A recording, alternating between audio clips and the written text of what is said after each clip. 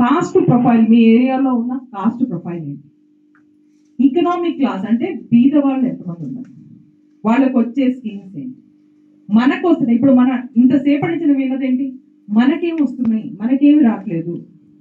Elections లో మీరు మనకంటే ముందరకు వెళ్ళాలి.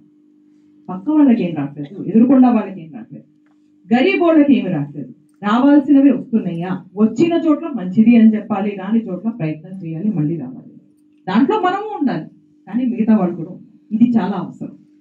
ఆ తారతమ్యం లేకుండా ఫైట్ చేసిన వాళ్ళే, ప్రజల కోసం ప్రజాసేవ చేసిన వాళ్ళే ఆ లీడర్షిప్ కి ఎదగగలుగుతున్నారు. ఇది నేను ప్రత్యక్షంగా చూశాను కాబట్టి నేను చెప్తున్నాను. కాకుండా క్రితం 2 ఏళ్లుగా చేసిన మేము అభివృద్ధి, రేవంత్ అన్న గారు చేసిన సేవ, ప్రత్యేకంగా మహిళలకు అలాగే అన్ని వర్గాలకు, దాని రిజల్ట్ మీరు ఇప్పుడే జూబ్లీ హిల్స్ లో చూశారు. నేను కూడా అక్కడ చాలా పనిచేయడం జరిగింది. శ్రీరంగం గారు అలాగే చాలా మంది ఉన్న ఇక్కడ సిటీలో ఉన్న ప్రతి లీడర్ చాలా కృషి చేశారు. అక్కడ మాకు తెలిసిన ఇప్పుడు ఫ్యాక్ట్స్ ఫిగర్స్ అన్ని మా దగ్గరకు వచ్చినప్పుడు అర్థమయ్యేది ఏంటంటే 100% అక్కడ ఉన్న అందరూ, మన సమాజానికి ఉన్న ప్రతి ఓటరు, మనకి ఓట్ చేసిన వాళ్ళు, చేయని వాళ్ళ గురించి మనం ఏం చెప్తాం, కానీ చేసిన వాళ్ళు ప్రతి వాళ్ళు కాంగ్రెస్ కి సపోర్ట్ చేశారు. అది ఒక కాన్ఫిడెన్స్ ని చూపిస్తుంది. సరే లేట్ అవ్వచ్చు కానీ న్యాయం అవుతుంది. ఎందుకు? ఆర్థిక స్థితి ఎంత బలహీనంగా ఉందో తెలంగాణలో మీ అందరికి తెలుసు. అయినా కూడా స్కీమ్స్ ని ఇంప్లిమెంట్ చేయడం జరిగింది. ఇర్రెగ్యులారిటీస్, ప్రజా నిధులని ఎలాగ ఇర్రెగ్యులర్ గా యూజ్ చేశారో కరప్షన్ తో, క్రితం 10 ఏళ్లగా రావాల్సిన స్కీమ్స్ కానీ పెట్టాల్సిన ప్రాజెక్ట్స్ కానీ పెట్టకుండా ఏమైందో అదంతా కూడా మీకు తెలుసు. అయినా కూడా ఇప్పుడు ముందరకు ఈ 2 ఏళ్లుగా చేస్తున్న అభివృద్ధిని చూసి అది ప్రజల్లోకి తీసుకువెళ్తే, ఎలా అయితే జూబ్లీ హిల్స్ లో కాంగ్రెస్ గెలిచిందో, మీరందరూ ఎక్కడ కాంటెస్ట్ చేసినా కూడా అక్కడ గెలవగలరు. ఇది నేను గట్టిగా హామీతో గ్యారంటీగా చెప్తున్నాను. ప్రాబ్లం ఎక్కడ వస్తుంది అంటే పొలిటికల్ గా డివైడ్ అవ్వడం, అలాగే ఆ స్థానికంగా ఉన్న లోకల్ రైవల్రీ దాని మూలంగా డివైడ్ అయితే ఎలక్షన్స్ కష్టం కదా. మరి డివైడ్ అయిపోతే ఎలా గెలుస్తుంది? టికెట్లు కూడా రావాలి అంటే సర్వేలు అవుతాయి ప్రతి చోట. ఇందాక మా మిత్రులు పెద్దలు సనత్ నగర్ నుంచి చెప్పారు, ఖచ్చితంగా శ్రీనివాస్ గారు, సర్వేలు అవుతాయి. సర్వేల్లో మన పేరు రావాలి కదా. ఎలా అయితే ఇప్పుడు నేను ఇందాక చెప్పాను, డిస్ట్రిక్ట్ కాంగ్రెస్ కమిటీ ఎలక్ట్ చేస్తున్నప్పుడు మన పేర్లు రావట్లేదు, అలాగే సర్వేలో కూడా రాకపోతే ఎలా గుర్తింపు వచ్చేది? మరి సర్వేల్లో, ఎలక్షన్ సర్వేలో సైంటిఫిక్ మెథడ్ లో మనం సర్వేలు చేస్తున్నాం. ఆ ప్రకారంగానే గుర్తింపు, టికెట్లు ఇవ్వడం జరుగుతుంది. ఆ సర్వేల్లో రావాలి అంటే ప్రజా సేవ చేయాలి, అందరినీ పలకరించాలి. ఏ వర్గం వాళ్ళైనా సరే, వాళ్ళు ఈ వర్గం వాళ్ళు వాటి వెలిసి అందరితో నడవాలి. ప్రతి వాళ్ళ మద్దతు ఉంటేనే. ఇక 2 మాటలు నేను కొంతమంది ఇక్కడ శ్రీనివాస్ గారు అడ్వకేట్ గారు పాలేరు నుంచి మాట్లాడారు, మంచిగా చాలా బాగా మాట్లాడారు అన్న, 2 సార్లు మాట్లాడారు, మేము చూసాము, బాగానే ద బెస్ట్. నేను లీగల్ సెల్ కి వైస్ ప్రెసిడెంట్ టీసీసీ, నేను ఐఎమ్ ఆల్సో ఇన్ఛార్జ్. నేను వాళ్ళకు కూడా చెప్తాను, మీరు బాగా కౌన్సిల్ ఫైట్ చేస్తాను. అల్లూరి గారు యూత్ గురించి చెప్పారు, లాస్ట్ టైం కూడా చెప్పారు మీరు. థ్యాంక్ యూ, మళ్ళీ రిమైండ్ చేసినందుకు. చాలా అవసరం అది. మీరు అన్నట్టు జాబ్ ఫేర్స్ కి వస్తారు, కానీ ఇలాంటి మీటింగ్స్ కి యూత్ ఎందుకు రావట్లేదు అనేది మనం అనలైజ్ చేయాలి. నేను ఆ 2 పుస్తకాలు రాయడానికి కూడా కారణం ఇది. ఎందుకంటే ఈ జనరేషన్ కి అర్థమయ్యేటట్టు మన ట్రెడిషన్స్ ని, మన శాస్త్రాలని, మన ప్రాక్టీసెస్ ని చెప్పాల్సిన అవసరం. మనం ఎందుకు కొన్ని పనులు చేస్తాం, కొన్ని పూజలు చేస్తాం, లేకపోతే మంత్రాలు కూడా ఈ రోజున మన యంగ్ జనరేషన్ కి అర్థం కాదు. దాని మూలంగా ఈ సమాజం ఇంపార్టెన్స్ ఏంటి, మనం బయటికి వెళ్ళి ప్రపంచంలో ఎలా మనం ఎవరైనా ఆర్గ్యుమెంట్ ఇస్తే దాన్ని ఎలా మనం కౌంటర్ చేయాలనే అవగాహన లేకపోతుంది. అందుకోసమే ఇలాంటి రీసెర్చ్ అవసరం. ఖచ్చితంగా ఏదైనా యూత్ ఆర్గనైజేషన్, యూత్ మీటింగ్ ఏదైనా పెడితే that would be very nice. అలాగే సుశీల్ గారు ఇందాక చాలా ఇంపార్టెంట్ మాట చెప్పారు. ఆయన కూడా యాక్చువల్లీ ఇదే అన్నారు, అందరి కాస్ట్ సపోర్ట్ ఉండాలని అన్నారు. కాకుండా ఈ మీటింగ్స్ కొంచెం డిస్ట్రిక్ట్ లెవెల్లో కూడా పెడితే మేము కూడా వస్తాం అక్కడికి. ఆ లోకల్ వాళ్ళు అక్కడ రావటం ఈజీ అవుతుంది. హైదరాబాద్ దాకా ప్రయాణించి కొంతమంది రాలేకపోవచ్చు. పొలిటికల్ గ్రూపింగ్స్ గురించి ఇప్పుడు శ్రీనివాస్ గారు అలాగే నరసింహ గారు మునుగోడు నుంచి మాట్లాడారు. ప్రతి వారి డీటెయిల్ రామకృష్ణ గారు, రామేశ్వర్ గారు, ప్రమోద్ గారు, శ్రీనివాస్ గారు, నేను రిక్వెస్ట్ చేసేది ఏంటంటే ఇప్పుడు మీకు ఒక నెంబర్ కూడా ఇస్తాను. దీని మీద నాకు ఆ రిజల్ట్స్ మీరు ఏదైతే అందరితో కలెక్ట్ చేస్తున్నారో నాకు కనుక షేర్ చేస్తే బాగుంటుంది.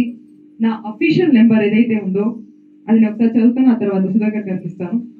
7842611055. ఇంకోసారి చెప్తాను, 7842611055.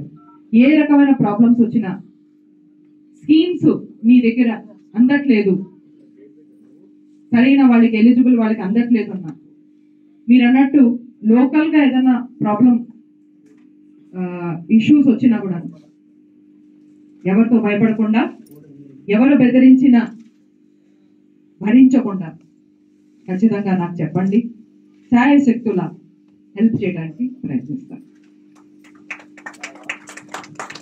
ఒక లాస్ట్ మాట చెప్పి నేను ముగిస్తాను. ఇందాక ఈ రిప్రజెంటేషన్ ఏదైతే ఇద్దాం అనుకుంటున్నారో దీని గురించి డిస్కషన్ అయితే, ఒక బ్రాండ్ అండ్ సెన్సస్ చేస్తే బాగుంటుంది అని డిస్కషన్ వచ్చింది. That's a very very good idea. ఖచ్చితంగా చేయాలి. అలాగే బ్రాహ్మణ్ సెన్సస్ చేసినప్పుడు, బీసీ సెన్సస్ చేసినప్పుడు ఉన్న మెథడాలజీ చాలా సైంటిఫిక్ మెథడాలజీ. ఏ రకమైన ఒక్క అటు ఇటు అవ్వకుండా కరెక్ట్ గా చేసిన మెథడాలజీ. ఆ మెథడాలజీ ఫాలో చేస్తే బాగుంటుంది. పొలిటికల్ గా, సోషల్ గా, అన్ని రకాలుగా బ్రాహ్మణులకి ప్రెజెన్స్ ఏమిటి అనేది అనలైజ్ చేస్తే బాగుంటుంది. నా రిక్వెస్ట్, తెలంగాణ గవర్నమెంట్ చేసిన బీసీ సెన్సస్ మెథడాలజీ ఫాలో చేస్తే బాగుంటుంది. అలాగే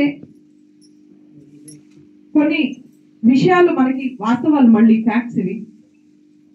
నెంబర్స్ ఎప్పుడైతే మనం అంటాం బ్రాహ్మణకి స్కీమ్స్ రావట్లేదు, మరి వచ్చినాయి కూడా, అవి కూడా మాట్లాడాలి. నేను అదే అన్నాను, మనం ఎప్పుడు అటాక్ మోడ్ లో ఉంటే మనకి ఏదో అందరూ మనకే నష్టం చేస్తున్నారు అనే థింకింగ్ లో ఉంటే లీడర్షిప్ డెవలప్ చేయడం కష్టం. మనం అర్థం చేసుకోవాల్సింది ఏంటంటే ఎలిజిబిలిటీ క్రైటీరియా ఏమిటి, మనదే కాదు ప్రతి వారి, ఇప్పుడు పక్క వాళ్ళకు కూడా వస్తుందా, ఇంకో వర్గానికి కూడా వస్తుందా, ఆ స్కీమ్ రావట్లేదా, ఇళ్ళు కానీ మిగతా ఏ స్కీమ్స్ గవర్నమెంట్ ఇస్తున్న స్కీమ్స్ కానీ వస్తున్నాయో రావట్లేదా అనేది అర్థం చేసుకోవటం అవసరం. బీపీఎల్ లిస్ట్ లో ఇందిరమ్మ ఇళ్ళకి ప్రిఫరెన్స్ ఇవ్వాలని అన్నారు. ఖచ్చితంగా ఐ థింక్ ఆ లిస్ట్ తయారవుతున్నప్పుడు అందరూ దాంట్లో అన్ని వర్గాల వాళ్ళు ఉంటారు, మన వాళ్ళు కూడా ఉంటారు. ఇక్కడ నన్ను ఇన్వైట్ చేసిన సుశీల్, నాన్ పొలిటికల్ సుశీల్ గారికి,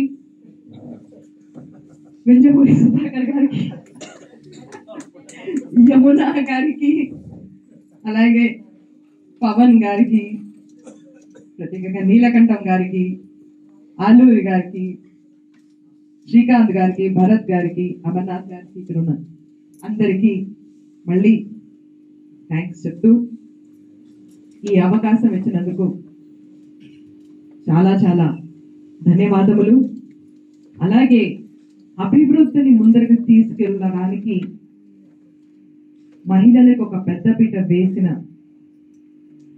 ఈ కాంగ్రెస్ ప్రభుత్వం, రేవంత్ అన్న ప్రభుత్వానికి 100% మద్దతు ఇచ్చి జూబ్లీ హిల్స్ ఎలక్షన్ లో గెలిపించినందుకు మన సమాజానికి, మీ అందరికీ ధన్యవాదాలు. జై కాంగ్రెస్, జై తెలంగాణ. మరి ఇంకొక 15-20 నిమిషాలు మీరు అందరూ ఒప్పుకుంటే ఒక 15 నిమిషాల్లో మన వేదిక మీద ఉన్న వక్తలు మాట్లాడతారు. మీ అందరికి లంచ్ కూడా రెడీగా ఉంది, అందరూ భోజనం చేయాలి. తర్వాత మళ్ళీ యథావిధిగా ఇక్కడ మనం కంటిన్యూ చేద్దాం.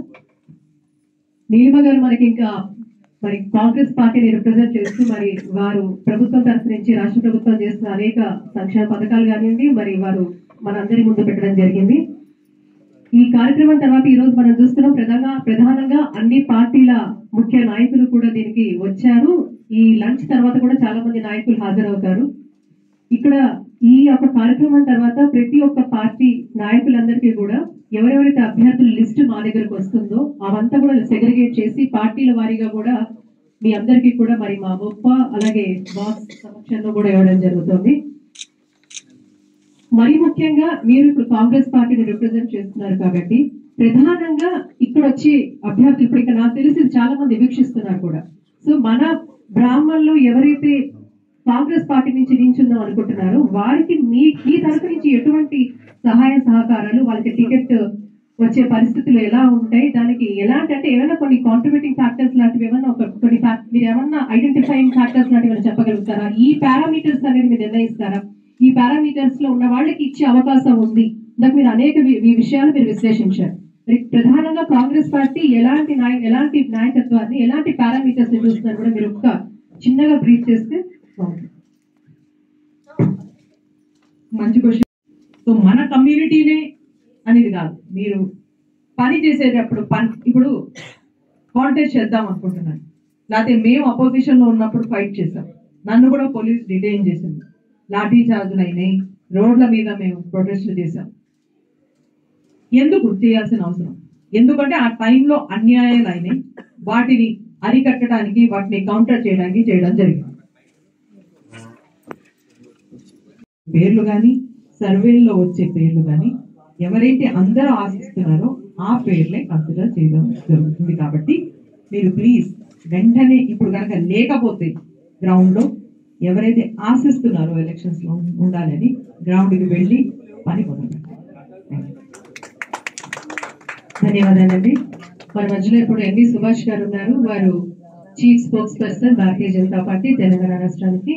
అలాగే మన మధ్యలో పెద్దలు వేణుగోపాల్చారి గారు ఉన్నారు, మాజీ కేంద్ర మంత్రివర్యులు. అలాగే ఇప్పుడు వైస్ ప్రెసిడెంట్ ఒలింపిక్ అసోసియేషన్ కూడా వారు వైస్ ప్రెసిడెంట్ గా ఉన్నారు. అలాగే మన మధ్య నరేందర్ గారు ఉన్నారు, వారు ఎక్స్ కార్పొరేటర్ బాలనగర్ నుంచి టిఆర్ఎస్ పార్టీ నుంచి వారు రావడం. శ్రీరంగం శ్రీనివాస్ గారు మిమ్మల్ని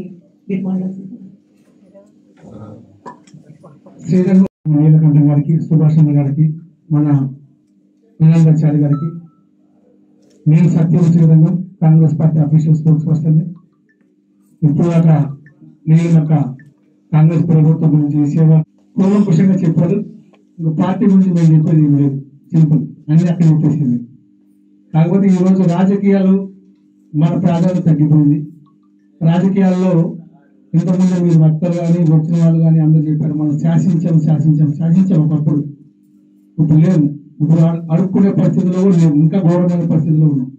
ఎందుకంటే ఆ రోజుల్లో చంద్ర శ్రీనివాసరావు గారు, దోమల సత్యనారాయణ గారు, హైదరాబాద్ గారు వాళ్ళంతా ఆ స్థాయిలో 1972లో 40 మంది 50 మంది శాసనసభ్యులు ఎమ్మెల్యేలు ఉన్న స్థాయి నుంచి ఈరోజు ఎవరికన్నా ఒక టికెట్ ఇస్తే చాలా బాబు దండం పెడతాం స్థాయికి తెలియని పరిస్థితి. వ్యవస్థలు అయిపోయింది, మన సమాజం మన కులం కూడా అయిపోయింది.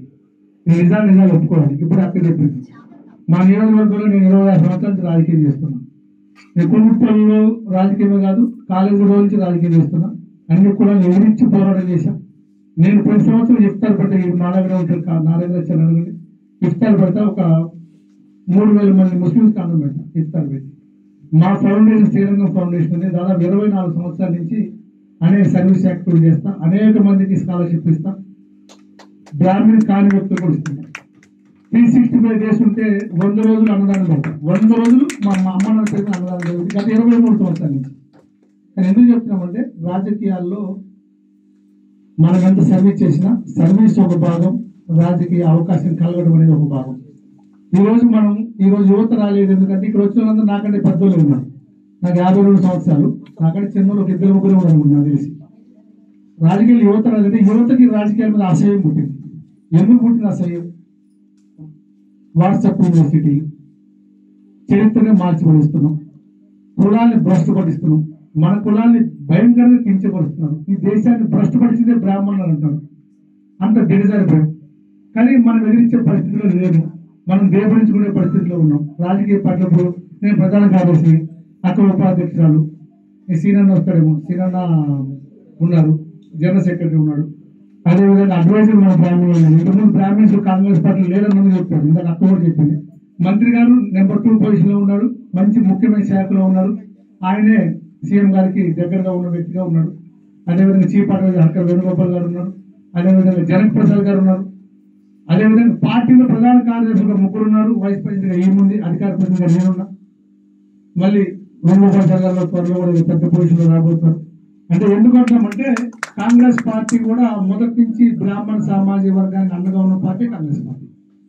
కానీ పరిస్థితుల ప్రభావం వల్ల గతంలో టీఆర్ఎస్ మంచిగా చూసింది, బీజేపీ మంచిగా చూసింది, మనం అంతే. ఏ పార్టీలో ఉన్నప్పుడు కూడా మన వర్గం, మన సామాజిక వర్గం బాగుండాలని కోరుకునే సమాజం, ఆ సమాజంలో బాగుండాలని కోరుకునే వ్యక్తుల్లో మన ప్రధాన పాత్ర కాబట్టి మనం అందులో తప్పలేదు. ఏదేమైనా రాజకీయాలు ఫేస్ చేయాలంటే మన ప్రవర్తన చాలా మారాలి. ఇంతకుముందు ఆయన మందు కొనడానికి మందు ఎందుకు కొనాలి అంటే కూడా మందు కొనాల్సింది. మందు కొనాలి, మటన్ తినిపించాలి, ఏదంటే చేయాలి. చేస్తే అన్ని చేస్తేనే మాకు దిక్కులేదు. ఏం చేయకుండా నేను పిల్లలు పెట్టుకుంటా, బొట్టు పెట్టుకుంటా, నేను బ్రాహ్మణ్స్ ని కలుస్తా, బ్రాహ్మణ్ వనభోజనాలకు పోతా అంటే ఎవడో ఓటేస్తారండి? ఎవడు ఓటేది? ఆ రోజులు పోయి మనీ, డబ్బు కావాలి, ధైర్యం కావాలి, మొండితనం కావాలి. ఇప్పుడు యమునా పాటకు ఉంది, నేను 10 సంవత్సరాలు నేను చూస్తున్నాను. మల్కాజ్గిరిలో నేను కాలేదు, ఎందుకు కాలేదు? అసలు మల్కాజ్గిరిలో రామచంద్ర గారు ఎందుకు కాలేదు? మల్కాజ్గిరిలో మనం 75,000 80,000 తొల్ల కొట్టుకుంటాం కదా, మీసాలు తిప్పుతాం. మా ఊరు అక్కడ చాలా ఉన్నారు, ఎందుకు ఓట్లేయట్లేదు? 76,000 మంది ఎడిపోయారండి. బ్రాహ్మణ్స్ అంతా ఎడిపోయారు, ఎయిట్లో ఓట్లు వేయట్లేదు కదా మనకి. అట్లా రామచంద్రరావు 2 సార్లు గెలవాలి. ఎందుకు గెలవలేదు అంటే మనలో ఐకమత్యం లేకపోవడం కాదు, మనలో ఈగో, మనకున్న ఇన్ని సంఘాలు, ఇన్ని కథలు, ఇన్ని మన పరిస్థితి ఎట్లుందంటే కుక్కలు చింపిన విస్తరించడం. అందరు గోడకు చెప్పుకుంటే చింపించాడు, అందరూ చెప్పాలి, తప్పులేదు. టీవీలో డిబేట్లో కూడా చెప్పుకోవాలి. ఎందుకంటే మన నాయకత్వం వేసింది, మనం అట్లా వేసాం. మన ముందు నాయకులు ఎందుకు తయారు చేయలేదు కొత్త నాయకత్వాన్ని? ఇప్పుడు మీరు సుశీల్ కుమార్ గారు ఈరోజు పెట్టారు, జిల్లాలో పెట్టాలని కోరుకుంటున్నాము. యువత రాలేదంటే ఎందుకు రావట్లేదు? చదువుకునే ఎందుకు రావట్లేదు? మన దగ్గర డబ్బు లేదు, మన ఆర్థికంగా వెనకబడదు.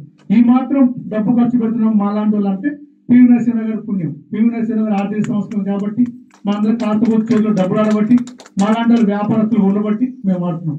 ఈరోజు మేము గత 8 సంవత్సరాల నుంచి నేను సనాతన ఎంటర్ప్రైజెస్ అసోసియేషన్ అని, దాని నేను నేషనల్ ప్రెసిడెంట్ని, తెలంగాణ ప్రెసిడెంట్ని. దాదాపు 2,600 మంది వ్యాపారస్తులు. మనం సక్సెస్ కావాలంటే సమాజంలో వ్యాపారం చేయాలి. డబ్బు వస్తే కదా నువ్వు ఖర్చు పెట్టేది. నువ్వు డబ్బు లేదంటే ఖర్చు పెట్టావు. డబ్బు సంపాదించాలి కదా, డబ్బు సంపాదిస్తే మనం ఖర్చు పెడతాం. మనం ఫస్ట్ వ్యాపారం చేయాలి, వ్యాపారాల్లో మనం రావాలి. ఫస్ట్ వ్యాపారం అంటే మన పెద్దోళ్ళు, మన చిన్న నీకెందుకు వ్యాపారం అని, రాజకీయం అంటే నీకెందుకు రాజకీయం అని. ఎన్ని డబ్బులు ఖర్చు పెట్టి నేను ఈరోజు మస్తు డబ్బులు ఖర్చు పెడతాను. మా కూకుట్పల్లికి రాహుల్ గాంధీ గారు ఒక్కరోజు ఇస్తే నాకు 1 కోటి డబ్బులు ఖర్చు వచ్చాయి. సరే ఐటమ్ సక్సెస్ అయితే కాకపోతే అది తర్వాత విషయం. నేనేమంటున్నా అంటే ఇప్పుడు దాకా భక్తుల మాట్లాడినా, అక్కడ చెప్పిన మాట్లాడినాం, మనం అంటున్నాం. సమాజంలో జరుగుతున్న మార్పులకు అనుగుణంగా మనం కూడా మారకపోతే మన రాజకీయాలు రాలేము, రాజకీయాలు చేయలేము. మారాల్సిందే. ఆ మారడానికి మనం సంసిద్ధంగా ఉండాల్సిందే. అలా ఉంటేనే కొట్లాడింది. రాజకీయం ఎక్కడుందండి? రాజకీయంలో ఇప్పుడు మిగతా కులాలు, ఇప్పుడు ఇంతకుముందు కులగణన చేయాలి, బ్రాహ్మణ కులగణన చేయాలి. బ్రాహ్మణ కులగణన చేయాల్సిన అవసరం లేదు. ఈ రోజు కాంగ్రెస్ పార్టీ చేసిన కులగణనలో బ్రాహ్మణ కులగణన కూడా జరిగింది. అది మీకు అర్థం కావట్లేదు. ప్రతి ఒక్కరు బ్రాహ్మణ కులగణన చేయాలి, అది ఆదర్శం అవసరం లేదు. బ్రాహ్మణ కులగణన జరిగింది. ఇంతకుముందు కేసీఆర్ చేసిన కులగణన బయటకు రాలేదు. రేపు పొద్దున కాంగ్రెస్ పార్టీ చేసిన కులగణన 100% త్వరలో క్యాబినెట్ ఆమోదంతో బయట తీసుకురాబోతున్నాం. బయటకు వస్తుంది. అందులో మన నెంబర్ కూడా తెలిసిపోతుంది. ఇప్పుడు హైదరాబాద్ లో 85,000 80,000 ఉన్న మల్కాజ్గిరిలోనే బ్రాహ్మణ గెలవనప్పుడు ఒక గ్రామంలో ఇద్దరు బ్రాహ్మణ్స్ సర్పంచ్ ఎంత గెలుస్తామండి? అది సింపుల్ అన్న లాజిక్. అసలు ఆ లాజిక్ మనం మిస్ అవుతున్నాం. ఎప్పుడు గెలవాలి? గెలవలేము. మనం హైదరాబాద్ లో ఒక నియోజకవర్గంలో, మా నియోజకవర్గంలో 22,000 మంది ఉంటారు. సనత్తర్లో ఇప్పుడు అక్క చెప్పి 7,000 మంది ఉంటారు. మీకు మాయేశ్వరంలో ఫుల్ ఉంటాం, ముషిరాబాద్ లో ఫుల్ ఉంటాం, ఎల్బీ నగర్ లో ఉంటాం, ముప్పల్లో ఉంటాం. ఇన్ని నియోజకవర్గాలు 30,000 మంది ఉన్నాం. దిక్కు లేదు మనకి. గ్రామాల్లో మనం ఎక్కడ గెలవాలి? ఇప్పుడు అధికార పార్టీ, ఇప్పుడు ఇంకో విషయం కూడా మీకు, అధికార పార్టీ ఉన్న ఈ రోజు గ్రామ సర్పంచ్ గెలవంటే 2-3 రోజుల్లో నోటిఫికేషన్ వస్తుంది. రేపు క్యాబినెట్ మీటింగ్ ఉండొచ్చు, 3 రోజుల్లో సర్పంచ్ నోటిఫికేషన్ వస్తుంది. 100% సర్పంచ్లు వస్తున్నారు. సర్పంచ్ షార్ట్ టర్మ్ లో గ్రామాల్లో గెలవచ్చు. తర్వాత జడ్పీటీసీలు, ఎంపీటీసీలు. ఇంతకుముందు వేణుగోపాల్ గారు నేను సూర్యాపేట వెళ్ళాను, బాగా మీకు గుర్తున్నారు. సూర్యాపేట ఎప్పుడో 18 సంవత్సరాల క్రితం అక్కడ ఒక్క కౌన్సిలర్ టికెట్ నిలబడతాం, టికెట్ ఇప్పిస్తామని నిలబడే వాళ్ళు ఒక్క టికెట్. ఇప్పుడు చెగుల రాజేశ్వరరావు గారు మా దాంట్లో జనరల్ సెక్రటరీ అనుకుంటా కాంగ్రెస్ పార్టీ, రాజేశ్వరరావు గారు కూడా అక్కడ టికెట్ కావాలంటే ఒక్క టికెట్ వచ్చింది, ఒక్కరు నిలబెట్టాం. ఆయన గెలిపడానికి తాను నాన్న తిప్పలు పడ్డా 5,000 రూపాయలు 10,000 రూపాయలు. అంటే నువ్వు ఫస్ట్ నువ్వు నిలబడాలి, గెలవాలంటే ఇద్దరు కొంచెం డబ్బు కావాలి, నువ్వు వ్యాపారం చేయాలి, డబ్బులు సంపాదించాలి. సమాజంలో ఇన్ని కలిసి వస్తేనే నువ్వు ఎమ్మెల్యే అవుతావు, ఇన్ని కలిసి వస్తే సర్పంచ్ అవుతావు, ఇన్ని కలిసి వస్తేనే జడ్పీటీసీ అవుతావు, ఇన్ని కలిసి వస్తేనే ఎంపీటీసీ అవుతావు. కాబట్టి స్థానిక ఎన్నికలలో పాత్ర మనం క్రియాశీలకంగా ఉండాలంటే గ్రామంలో మనం ప్రముఖులుగా ఉండాలి. ప్రముఖులుగా ఉండే డబ్బులు కావాల్సింది, దాన ధర్మాలు చేయాల్సింది. మనం గతం మా నాన్న చేశాడు, మా తాత చేశాడు, మా కుటుంబంలో తోడ్పడితే ఒక సినిమా పిల్లంతా మనమే. ఇప్పుడు సినిమా పిల్లలు మన పరిస్థితి, రాజకీయాల్లో మనమే, మన పరిస్థితి. కాబట్టి ఈరోజు సమాజానికి అనుగుణంగా మనం మారాలి. మనం రాజకీయాల్లో ప్రాధాన్యత వహించాలి అంటే వ్యక్తి పరిస్థితులు సమాజంలో ప్రతి సమస్య మీద మనం కొట్టాలి, శక్తి మనకు కావాలి. ఆ సమస్య మీద మనం పోరాటం చేయాలి. కాంగ్రెస్ పార్టీ విషయంకి వస్తే దేవాలయ కమిటీలు అన్నింటిలో కూడా బ్రాహ్మణ్ వేస్తున్నాం. మరి మీకు తెలుసో తెలియదు, 100% వేస్తున్నాం. అక్కడ చెప్పినట్టు బ్రాహ్మణం పంతులు గారు ఉంటే పంతులు వేస్తున్నాం, పంతులు లేకుండా బ్రాహ్మణ్ వేస్తున్నాం. రెండోది ఇప్పుడు బ్రాహ్మణ కార్పొరేషన్ కావచ్చు, బ్రాహ్మణ పరిషత్ కావచ్చు, త్వరలో అది కూడా నియామకం పూర్తయింది. ఒక నెల లోపే కాదు, కొత్త సంవత్సరం లోపే. ఆ వచ్చే వాళ్ళు కూడా మంచిగా మన పార్టీకి ఉన్నవాళ్ళు సీనియర్లే ఉంటారు. అవి కూడా ఏ పథకాలు ఉన్నా కూడా అవి చేయడానికి సిద్ధంగా ఉంది కాంగ్రెస్ పార్టీ. ఇప్పుడు అక్క అన్ని చెప్పిన అన్ని విషయాలు నేను మళ్ళీ కొత్త చెప్పే విషయం ఏంటంటే ఇక్కడ కాంగ్రెస్ పార్టీ నేను రిప్రజెంట్ చేస్తున్నాం. అక్క బీజేపీ అక్క యమున గారు సుభాష్ గారు ఉన్నాడు, చారి గారు టీఆర్ఎస్ ఉన్నాడు, బాబా గారు కాంగ్రెస్ పార్టీ వేణుగోపాల్. ఆయన అయితే విశేష అనుభవం, 3 సార్లు ఎమ్మెల్యే, 3 సార్లు ఎంపీ, కేంద్ర మంత్రి, రాష్ట్ర మంత్రి, కేంద్రంలో అధికార ప్రతినిధి, అడ్వైజర్. ఆయన చేయని పోస్ట్ లేదు. ఆయన మన కులంలోని లెజెండ్. ఆయనకున్న అనుభవం, ఆయనకున్న చేయని పోస్ట్ లేదు.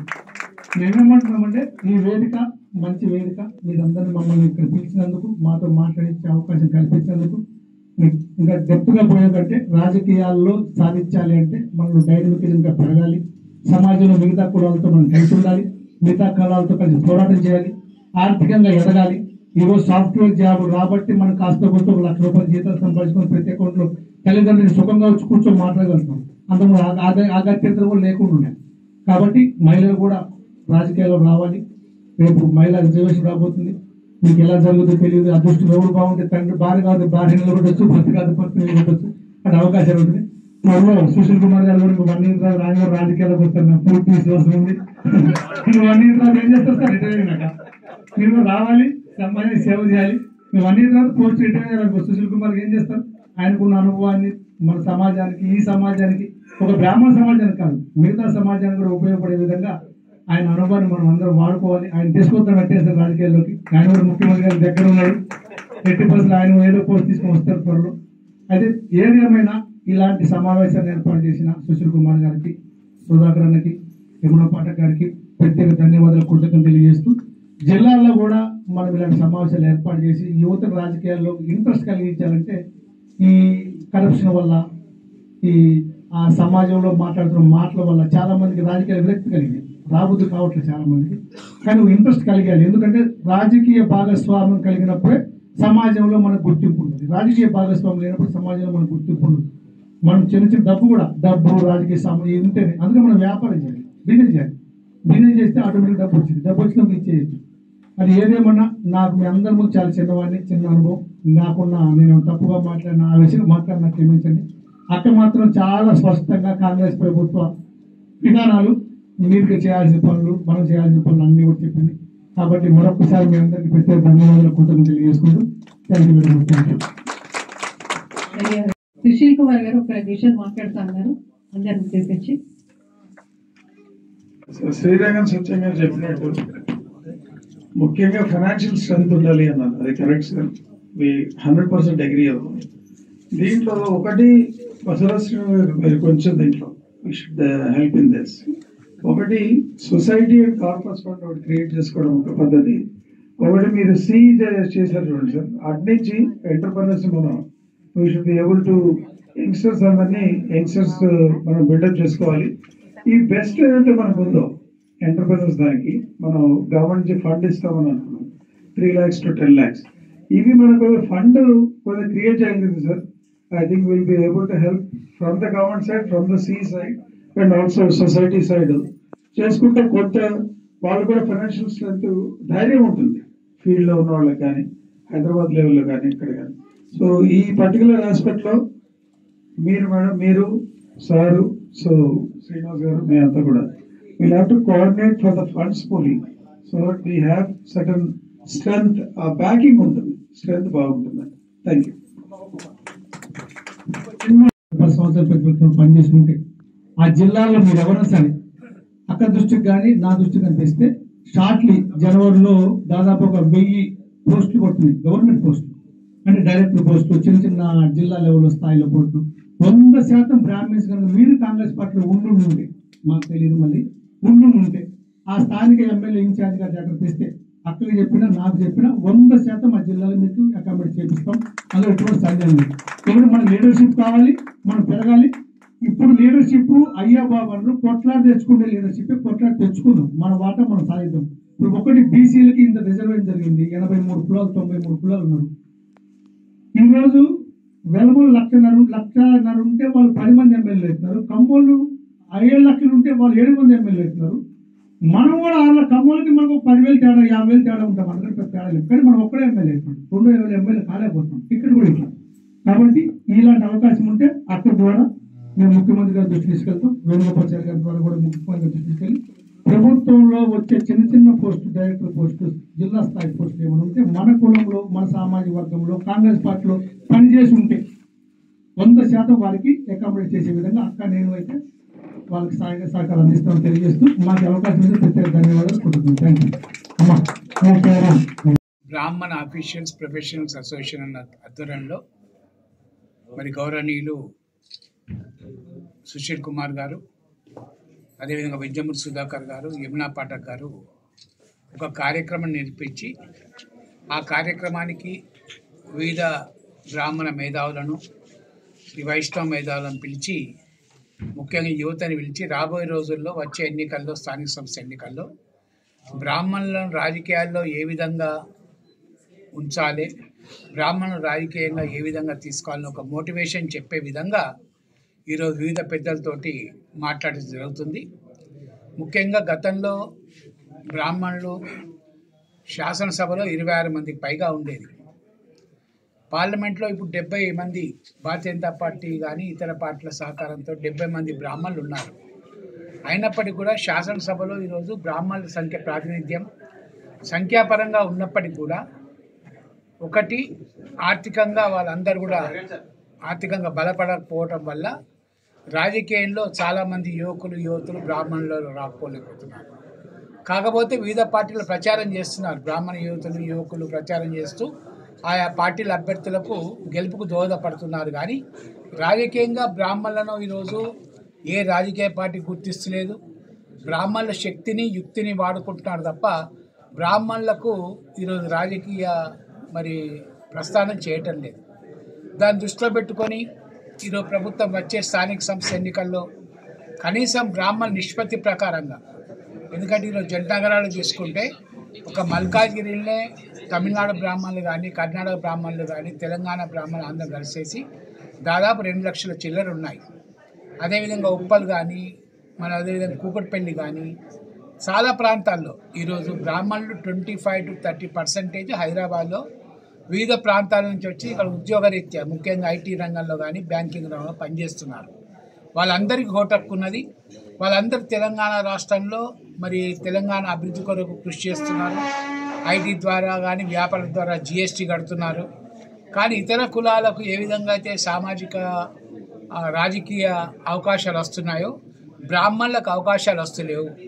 కనుకనే ఈరోజు ఈ అఫీషియల్ ప్రొఫెషనల్ సంఘం వారు సుశీల్ కుమార్ అనుభవజ్ఞుడు, అదేవిధంగా వింజమూర్తి సుధాకర్ గారు కానీ, యమునా పాఠక్ గారు కానీ ఒక ఆలోచన పెట్టి వివిధ పార్టీలందరికీ, ఇక్కడ పార్టీల భేదం లేదు, కాకపోతే బ్రాహ్మణుడు అన్నవాడు ఖచ్చితంగా వచ్చి మన సమాజంలో రాజకీయంగా ఏ విధంగా ఎదగాలి అన్న ఒక ఆలోచనతోటే ఈ సదస్సు ఉదయం నుంచి జరుగుతుంది. సదస్సుకు దాదాపు మేధావులందరూ రావడం జరిగింది, వివిధ పార్టీ నాయకులు రావడం జరిగింది. వచ్చి వారి సూచనలు చెప్పి ఖచ్చితంగా బ్రాహ్మణ సమాజం ఏకత్రాటిపై రావాలి, ఐక్యత రావాలి, మనలో ఉన్న ఇగో తగ్గించుకోవాలి, మరి కనీసం అక్కడ కార్పొరేటర్తో కానీ అక్కడ వచ్చే కార్పొరేట్ ఎలక్షన్ కానీ అక్కడ స్థానిక సంస్థల ఎన్నికల్లో ఎమ్మెల్యే సహకారంతో కానీ ఇప్పటి నుంచే గ్రౌండ్ వర్క్ మొదలుపెట్టి మరి రాబోయే స్థానిక సంస్థల్లో మనకంటూ ఒక గుర్తింపు తెచ్చుకోవాలనే ఆలోచనతో ఈ సమావేశం జరుగుతుంది. సరిపోతుంది. అందరికీ నమస్కారం. ఈరోజు భారతీయ జనతా పార్టీ తెలంగాణ తరఫున నేను ముఖ్య అధికార ప్రతినిధిగా ఎన్వి సుభాష్ ఈ యొక్క బ్రాహ్మణ వెల్ఫేర్ అండ్ ప్రొఫెషనల్ అసోసియేషన్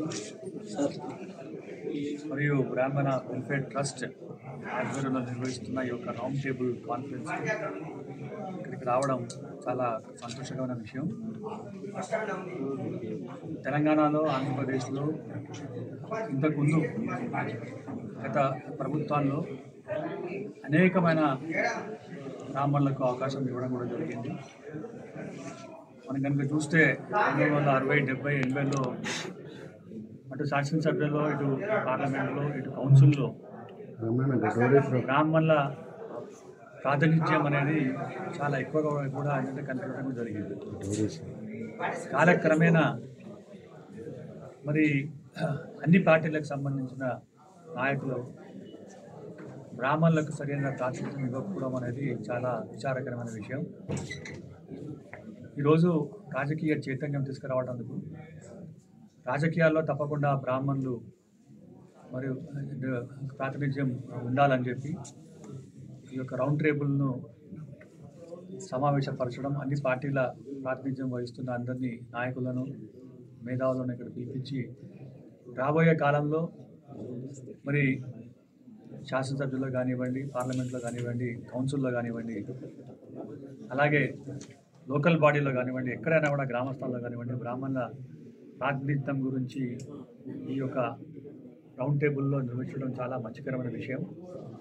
ఎందుకంటే వివిధ పార్టీలో చెందిన వివిధ వర్గాలకు చెందిన ఎంతోమంది కూడా మరి జనాభాలో తక్కువ మంది ఉన్నా కూడా వారికి అనేకమైన పెద్ద పెద్ద పదవులు కూడా రావడం కూడా జరిగింది. మనం భారతదేశ చరిత్ర కనుక చూస్తే చాణక్య నీతి అంటారు. అంటే ఎక్కడున్నా కూడా చాణక్యుడు అనే ఒక నీతిని ముందు తీసుకుపోయేది బ్రాహ్మణులే. సో ఇటువంటి చైతన్యం తీసుకురావడానికి ఎన్నో సంఘాలు, ఈ యొక్క రౌండ్ టేబులే కాక ఎన్నో సంఘాలు దీంట్లో పాల్పంచుకొని ఒక మొత్తం చైతన్యం తీసుకురావడానికి ఇవాళ చూస్తుంటే యువత మనకున్న ఏంటంటే మిలీనియం జనరేషన్ జీ ఏదైతే అంటారో అసలు రాజకీయాలకు రావాలంటేనే ముఖం చాటేస్తున్నారు.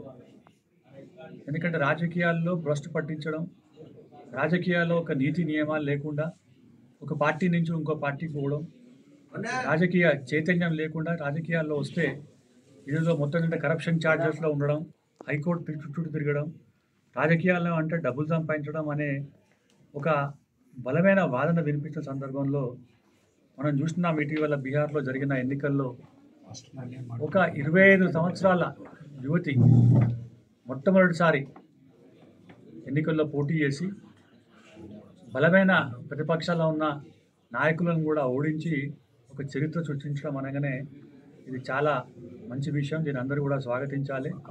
ఆ అమ్మాయి ప్రేరణ చూసి మనకి తెలంగాణలో కూడా యువతులు కూడా తప్పకుండా ఈ యొక్క రాజకీయ రంగంలో రావాల్సిన ఆవశ్యకతను గురించి కూడా మనం ఈ యొక్క రౌండ్ టేబుల్లో మాట్లాడడం కూడా జరుగుతుంది.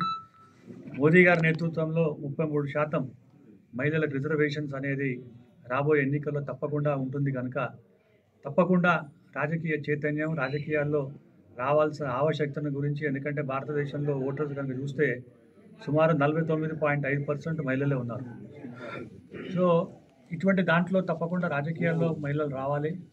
మరి ఇంట్లో, అటు ఆఫీస్లో, అటు ఏంటంటే వ్యాపారంలో మహిళలు అనేకమైన మంచి మంచి పనులు చేసి అనేకమైన మన ఏంటంటే జస్ట్ ఆర్థిక రంగంలో కూడా ఒక క్రమశిక్షణ కలిగిన ఎంతో మేధావులు కూడా మహిళల్లో ఉన్నారు కనుక రాజకీయాల్లో వచ్చి తప్పకుండా మరి ఈ దేశాన్ని, ఈ యొక్క రాష్ట్రాన్ని అభివృద్ధి చేయాలని చెప్పి కూడా కోరుతున్నాను.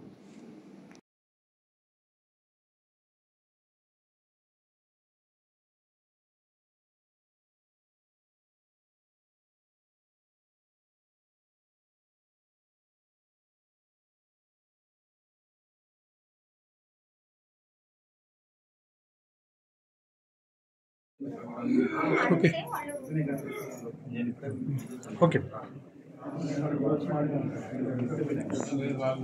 ఈరోజు Brahman officials and professionals welfare association BOPPA మరియు బోప్ప బ్రాహ్మణ్ వెల్ఫేర్ ట్రస్ట్ ఆధ్వర్యంలో సంయుక్త ఆధ్వర్యంలో ఈరోజు అన్ని రాజకీయ పార్టీల నాయకుల సమక్షంలో ప్రధాన పార్టీలందరినీ కూడా ఈరోజు ఇన్వైట్ చేయడం జరిగింది. ఈరోజు క్షేత్రస్థాయి నుంచి పై స్థాయి వరకు ఎవరైతే బ్రాహ్మణ ప్రతినిధులు ఎవరైతే ఉన్నారో వాళ్ళందరూ కూడా ఎవరికైతే ఉత్సాహంగా ఉన్నారో రాజకీయ క్షేత్రంలోకి వచ్చి మళ్ళీ అక్కడ రాజకీయ సేవ కూడా చేద్దాం అనుకునే ప్రముఖులందరినీ కూడా ఈ రోజు పిలవడం జరిగింది. ఈ రోజు మనం చూస్తే యావత్ తెలంగాణ రాష్ట్రం అంతా కూడా అన్ని జిల్లాల వారీగా అంటే ప్రధానంగా ఉమ్మడి జిల్లాల నుంచి మనకి ఎవరైతే ప్రధానంగా వివిధ పార్టీల అభ్యర్థులు ఎవరైతే బ్రాహ్మణులు ఉన్నారో పోటీ చేసే ఉద్దేశం ఉందో వాళ్ళందరూ కూడా ఈ రోజు ఇక్కడ ఒక సమావేశం ఏర్పాటు చేయడం జరిగింది, ఒక రౌండ్ టేబుల్ ఏర్పాటు చేయడం జరిగింది. అందులో పాల్గొన్నారు.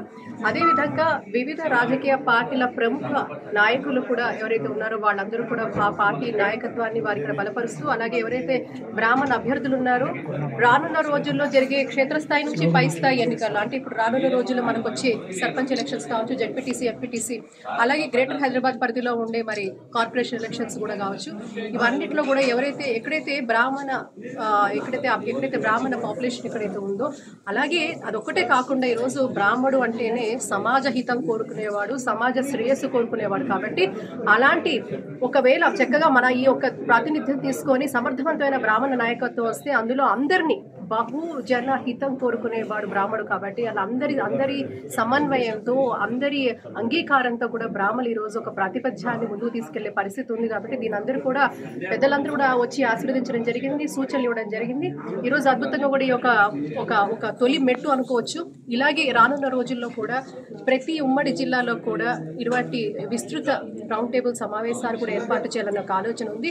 ఎందుకంటే దాదాపు ఈరోజు తెలంగాణ రాష్ట్రం తీసుకుంటే 3% ఉన్న బ్రాహ్మణ ప్రాతినిధ్యం ఈ రోజు ఎక్కడా కూడా లేకుండా జరిగిపోయింది. కాబట్టి ఈ రోజు ఒక మైనారిటీ కంటే కూడా తక్కువ స్థితిలో ఈ రోజు ఈ యొక్క సమాజ పరిస్థితి ఉంది. కాబట్టి తప్పకుండా ఒక సముచిత న్యాయం కల్పించాలి.